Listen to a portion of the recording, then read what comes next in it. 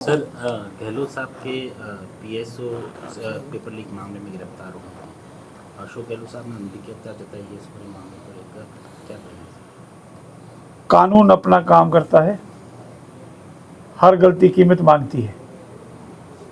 अगर पूर्व मुख्यमंत्री माननीय अशोक गहलोत जी का पीएसओ, उनका सुरक्षा गार्ड, उनके हरदम साथ रहने वाला व्यक्ति भी पेपर लीक में इन्वॉल्व हो, पूरी जांच करने के बाद वो और उसका पुत्र पकड़ा जावे तो बहुत ही गंभीर विषय खड़ा करता है कि माननीय अशोक गहलोत जी के राज में उनके साथ रहने वाले लोग ही पेपर लीक में पकड़े गए तो और कितने लोग इन्वॉल्व होंगे। हमारा ये मानना है कानून अपना काम करेगा निष्पक्षता और पारदर्शिता से। इसमें जो भी इन्वॉल्व होंगे, चाहे कितने भी बड़े पद पे या राजनीति में रहा हो, जो इसमें इन्वॉल्व होंगे पूरी तफ्तीश के बाद वो पकड़े जाएंगे और कानून के अनुसार सजा मिल जाएगी। माननीय अशोक गहलोत जी पर इस पर अपना वक्तव्य देना चाहिए। मेरा एक निवेदन और है आपकी मार्फत माननीय अशोक गहलोत जी की। उन्होंने ये कहा था कि मैंने कोई फ़ोन टैपिंग नहीं करा है, परंतु उनके ही साथी, उनके ही यूएसडी ने खुले रूप में आप सबके सामने, मीडिया के सामने, सोशल मीडिया से बार बार ये स्टेटमेंट दिया है कि माननीय अशोक गहलोत जी ने मेरी मार्फत फ़ोन टैपिंग करवाई। उसका स्पष्टीकरण उन्होंने आज दिन तक नहीं दिया। उन्होंने एक बात और कही, उनके ओएसडी जोशी जी ने, कि साहब उन्होंने कांग्रेस प्रत्याशियों को हराने के लिए, सोशल मीडिया पे आया ये उनका स्टेटमेंट मैंने देखा है, उन्होंने कांग्रेस प्रत्याशियों को हराने के लिए भी व्यूहरचना करी थी। इन दोनों बातों पर माननीय अशोक गहलोत जी स्पष्टीकरण दे और सुर्खियों में रहना बंद करे, हमारी आलोचना करे, सरकार की आलोचना करे, समालोचना करे, विकास के मुद्दों पर उनके सुझाव है वो रखे, अनुभवी है, लेकिन वो आजकल सिर्फ सुर्खियों में रहने के बयान देते हैं, वो उनके जैसे व्यक्ति के लिए ठीक नहीं है।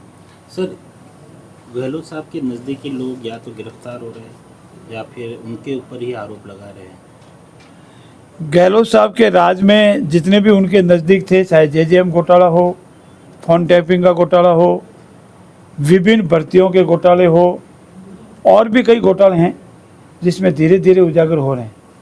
और उनके जैसे व्यक्ति के साथ रहने वाले व्यक्ति इतने घोटालों में पकड़ा जावे तो कहीं न कहीं ये संभावना व्यक्त होती है तो उन्होंने ध्यान नहीं रखा या और कोई कारण था।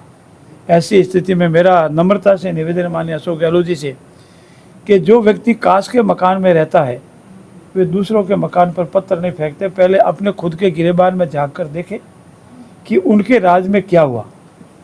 कितनी योजनाएं जो पूर्ववर्ती भाजपा सरकार की थी जो उन्होंने बंद की और हमारी योजनाएं बंद करने के झूठे आरोप लगा रहे हैं। हमारे जो विकास के मुद्दे हैं, 1.5 वर्ष बना 5 वर्ष, जितने तथ्यात्मक रूप दिए एक का खंडन करके बता दे कि नहीं ये हुए हैं। ऐसी स्थिति में थोड़ी घोषणाएं अपने खुद के दल में किनारे हो रहे हैं, इसीलिए सुर्खियों में रहने के बयान देने हैं, नकारात्मक भाव रखते हैं, वो ठीक नहीं।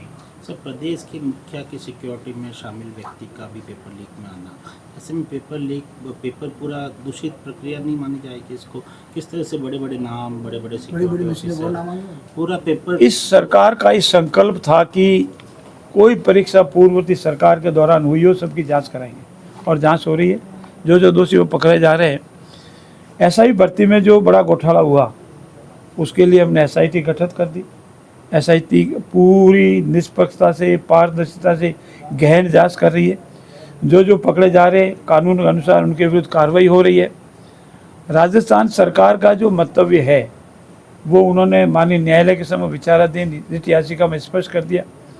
और चूँकि माननीय राजस्थान उच्च न्यायालय में मैटर सब जुडिस है, इससे अधिक अभी इस स्टेज पर मेरी टिप्पणी ठीक नहीं।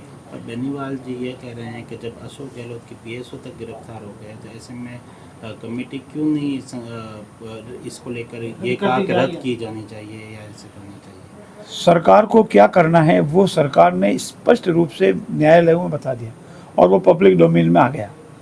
सरकार ने ये कहा है कि हम इसकी जांच कर रहे हैं, जांच करते रहेंगे, जितने भी दोषी उनको पकड़ेंगे। और सरकार ने स्पष्ट रूप से कहा है कि इस स्टेज पर हमारे लिए प्रीमेच्योर है।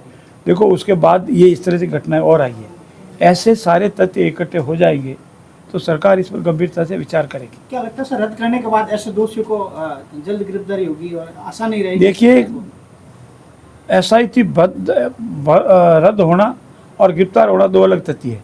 आपकी मार्फत मैं ये निवेदन करना चाहता हूँ कि कुछ ऐसे लोग हैं कि जो दोषी है उनको बचाने के लिए SI भर्ती रद्द करने का ज़्यादा जोर देते हैं, ताकि SI भर्ती होते जांच बंद हो जाए और दोषी पकड़े नहीं जाए। सरकार का ये मानना है कि नहीं, भर्ती रद्द होना या नहीं होना भी अपने आप एक महत्वपूर्ण तथ्य है, लेकिन जो दोषी है उसकी जांच कर उनको गिरफ्त में लेना भी बहुत ज़रूरी है। इसलिए दोनों विषय अपने स्थान पर सही है।